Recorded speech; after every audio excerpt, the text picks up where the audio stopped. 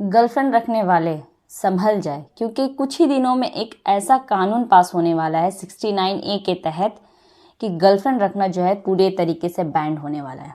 जी हाँ दोस्तों, आप लोगों ने बिल्कुल सही सुना। इंडिया में एक नया कानून पास होने वाला है, तो आज उसी के रिलेटेड हम लोग इस वीडियो को देखेंगे कि ये जो कानून लागू होगा ये कब से होगा और इसके क्या क्या रूल्स होंगे।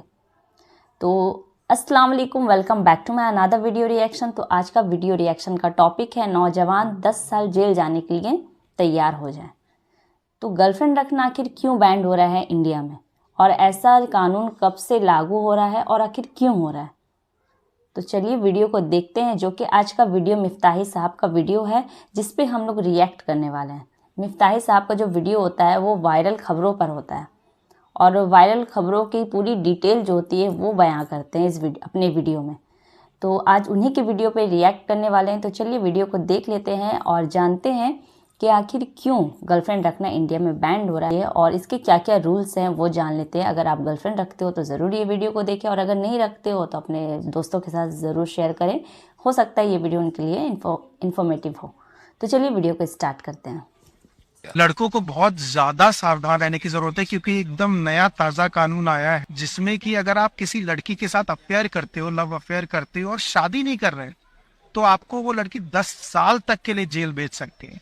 और कमाल की बात यह है कि अगर वो लड़की आपके साथ ऐसा करती है और शादी नहीं करती फिर आपके साथ, तो आप कुछ नहीं कर सकते। वाह मोदी जी वाह। सुन लिया आपने, आज का ये वीडियो बहुत अहम है और आज का ये वीडियो खास करके मैं नौजवानों के लिए बना रहा हूं। एक बड़ा मशहूर शेर है जो आप लोगों ने सुना ही होगा कि इश्क करने वालों को दुआ क्यों नहीं मिलती, दिल तोड़ने वालों को सजा क्यों नहीं मिलती। लोग कहते हैं कि इश्क एक बीमारी है, तो फिर इस बीमारी की दवा क्यों नहीं मिलती। तो मेरे नौजवान साथियों, अब दवा आ गई है। दवा नहीं बल्कि ऑपरेशन आ गया है बेवफा आशिकों का। 10 साल उन्हें जेल में एडमिट किया जाएगा और उनका अच्छे से इलाज किया जाएगा ताकि इश्क का भूत उनका उतर जाए और बेवफाई का भूत उतर जाए। आपको पता होगा कि एक नया कानून आया है 69A जिसे कहा जा रहा है।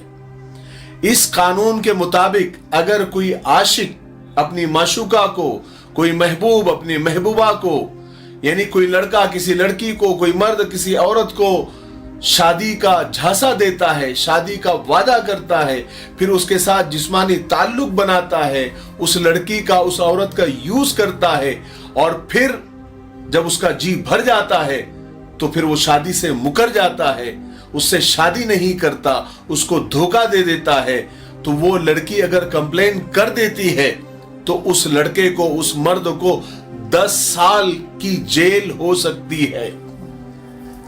मेरे नौजवान साथियों, बहुत शान से आजकल लड़के डींगे मारते थे, अब भी मारते हैं कि मेरी 3 गर्लफ्रेंड, 2 गर्लफ्रेंड, 4 गर्लफ्रेंड, 6-7 के साथ तो मेरा ब्रेकअप हो गया। यानी ज्यादा गर्लफ्रेंड होना हमारे नौजवानों के यहाँ बड़े शान की बात हो सकती थी।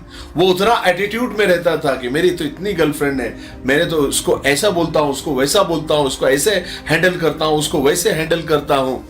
हाँ मेरे नौजवान भाइयों साथियों, बस हो गया, अब बस हो गया, अलर्ट हो जाओ। इस्लाम की बात तो आप सुनते नहीं हैं, अल्लाह रसूल की बात तो आप सुनते नहीं हैं। इस्लाम तो ये गर्लफ्रेंड बॉयफ्रेंड के कल्चर के बिल्कुल खिलाफ है, वो हराम है ये रिश्ता। इस्लाम तो यानी 1400 साल से मना कर रहा है इस चीज को, लेकिन हमारे नौजवानों के बात दिमाग में आती नहीं। और वैसे भी कानून बनाने वालों के भी दिमाग में पहले कहां ये बात आती थी कि ये गर्लफ्रेंड बॉयफ्रेंड वाला जो कल्चर है ये सरासर धोखा है, ये नाजायज ताल्लुकात है, ये हराम ताल्लुकात है, इससे नुकसान ही है समाज को और मुआशरे को। लेकिन इस्लाम ने उसको हराम कहा है ना, तो खुले दिल से कैसे कहेंगे कि नहीं ये गलत है। तो चल रहा था अब तक, लेकिन अब लोगों के समझ में आ गया है, कानून बनाने वालों की भी समझ में आ गया है कि ये जो कल्चर है गर्लफ्रेंड बॉयफ्रेंड का, तो ये एक खतरनाक कल्चर है और इसमें यानी लड़कियों का ज्यादा इस्तेमाल होता है, लड़कियां ज्यादा इसमें तबाह और बर्बाद हो रही है, उनकी जिंदगियां बर्बाद हो रही है, खानदान बर्बाद हो रहे हैं। इसलिए मेरे नौजवान भाइयों, मेरे नौजवान दोस्तों, अगर आपकी दोस्ती किसी लड़की से है, आप उसके साथ डेट पर जा रहे हो, उसके साथ घूमने जा रहे हो, उसके साथ आइसक्रीम खा रहे हो, उसके साथ कैंडल लाइट डिनर कर रहे हो, लॉन्ग ड्राइव पर जा रहे हो, बड़े शान से फिर उसका तस्करा अपने दोस्तों से कर रहे हो और अपनी गर्लफ्रेंड के साथ वाली फोटोज सोशल मीडिया पर शेयर कर रहे हो, साथ जीने मरने की कस्में खा रहे हो, और ये सब करते हुए आपने उस लड़की से ताल्लुकात अगर बना लिए और फिर कुछ दिन के बाद आप ब्रेकअप कर रहे हो, उसको छोड़ रहे हो और शादी से मुकर जा रहे हो, तो पहले ये सब चल जाता था, लेकिन अब नहीं। अब बेवफाई नहीं चलेगी, अब बेवफाई की सजा तय हो गई है। अगर कोई लड़की आपके खिलाफ पुलिस स्टेशन जाकर एफआईआर दर्ज करा देती है तो पुलिस आपके घर रिश्ता लेकर आएगी और फिर आपको ससुराल लेकर जाएगी, यानी जेल में। चलो मान लो आपने शादी का वादा नहीं किया था, प्रूफ कैसे करोगे? ये तो बड़ी समस्या है। चलो आपने जिस्मानी ताल्लुकात नहीं बनाए थे, आपने जिना नहीं किया था, प्रूफ कैसे करोगे? प्रूफ करने में आपको पता है पुलिस स्टेशन के चक्कर शुरू हो जाएंगे, कचहरी और कोर्ट के चक्कर शुरू हो जाएंगे। लड़की की कंप्लेंट आ गई, पुलिस ने रजिस्टर कर लिया और आपको कोर्ट वो भेज देंगे, जाइए वहां पर लड़िए, वहां पर अपने आप को बेगुनाह साबित कीजिए। उसके लिए आपको साल भी लग सकता है, 2 साल भी लग सकता है, पता नहीं कितने साल कोर्ट और कचहरी के, आपको मालूम है डेट पर तारीख पर तारीख, तारीख पर तारीख, यही सब चलता रहेगा। तो ये साबित कैसे करोगे? बदनामी जो होगी वो अलग। अगर लड़की ने आपके ऊपर इल्जाम भी लगा दिया कि इसने मेरे साथ जिस्मानी ताल्लुकात बनाए थे और आप बोले कि मैंने नहीं बनाया था, लड़की बोलेंगी कि इसने मेरे साथ शादी का वादा किया था, आप बोलेंगे कि मैंने नहीं किया था, लेकिन उसको साबित करना पड़ेगा। और साबित कहां करना पड़ेगा? कोर्ट में। और कोर्ट में कब जाएगा मैटर? जब एफआईआर होगा। लेकिन ये एफआईआर और फिर पुलिस अरेस्ट, फिर उसके बाद में पुलिस रिमांड, फिर उसके बाद में फिर जेल एंट्री, फिर उसके बाद में कोर्ट कचहरी में फिर वो हेयरिंग, ये सब चलता रहेगा। फिर पता नहीं आप साल, 2 साल, 3 साल के बाद जाकर बेगुनाह साबित होंगे। फिर कब किसको बताएंगे आप जाकर कि मैं बेगुनाह हूं? सब तो बर्बाद हो चुका होगा। इसलिए अलर्ट हो जाए, ये हमारा मिफ्ताही तलबीना है। इस बात इस कानून में यह है जो हमने वकीलों से सुना है, जो वीडियोस देखी है, जो इस सेक्शन के बारे में बता रहे हैं कि जो लड़की लड़के के ऊपर धोखे का और शादी के झांसे का और फिजिकल रिलेशन का जो इल्जाम लगा रही है, तो उस पर तो केस बनेगा। लेकिन सेम अगर इल्जाम लड़का अगर लड़की के ऊपर लगा रहा है तो वो एक्सेप्टेबल नहीं होगा, वो काबिल कबूल नहीं होगा। यानी सारी पावर लड़की के पास में है, औरत के पास में है कि वो आपको कैसे रास्ते लगा सकती है। वो पहले होता था या होता होगा या अब तक होता था कि लड़की को जब धोखा मिलता था, ब्रेकअप हो जाता था, तो वो रोती थी, रातों को जागती थी, सैड सॉन्ग सुनती थी, सैड शायरी सुनती थी। अब वो दिन हवा हो गए जब पसीना गुलाब था। अब लड़की सैड सॉन्ग नहीं सुनेगी, न रोएगी, वो सीधा पुलिस स्टेशन जाएगी और आपके खिलाफ एफआईआर दर्ज कराएगी और आपको पुलिस का ये डायलॉग सुनने को मिलेगा, यू आर अंडर अरेस्ट। फिर 10 साल तक जेल में ही आपको सैड सॉन्ग भी सुनने को नहीं मिलेंगे।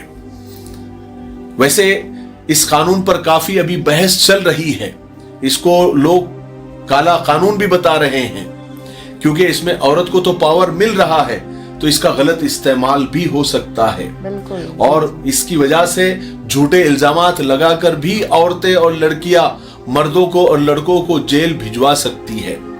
लेकिन अब पता नहीं उसके ऊपर क्या होगा, लेकिन मैं सिर्फ अलर्ट करने के लिए और होशियार करने के लिए ये वीडियो बना रही है। शुरुआती उस कानून की मालूमात है जो हमने वकीलों से सुनी है, वो आप तक पहुंचा रहा हूं। आप भी YouTube पर, गूगल पर सर्च करके और अच्छे से इस कानून को समझ लीजिए।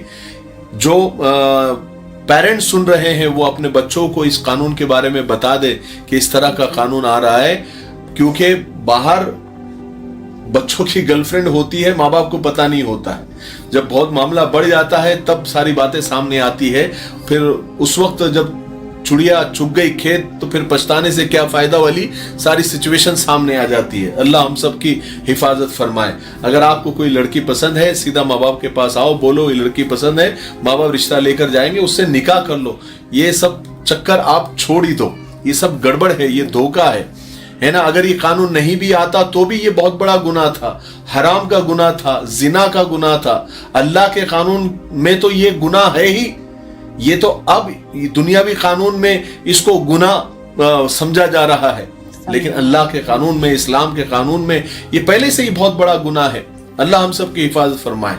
ठीक है, मुझे उम्मीद है कि आज की वीडियो से आपको कुछ फायदा हुआ होगा। आगे शेयर जरूर करें और कमेंट में अपनी राय जरूर बताएं।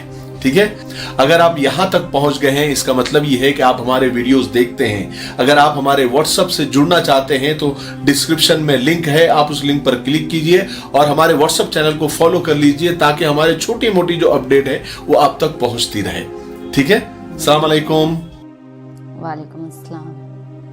बिल्कुल सही कहा है मौलाना साहब ने। पहले से ही हमारे इस्लाम में जो है इसे गुनाह माना जाता है, लेकिन अब जाके दुनिया में ये चीज़ जो है साबित हो रही है कि ये एक गलत चीज़। और अगर वीडियो की बात करें तो जिस तरीके से मिफ्ताही साहब ने बताई है ये बात कि इसका जो है गलत इस्तेमाल हो सकता है, मेरे ख्याल से इस कानून में और भी काफ़ी चीज़ों की इम्प्रूवमेंट की ज़रूरत है। क्योंकि अगर सारी पावर जो है गर्ल्स के हाथ में चली जाए तो इसमें काफ़ी चीज़ें जो है मुश्किल हो जाएंगी।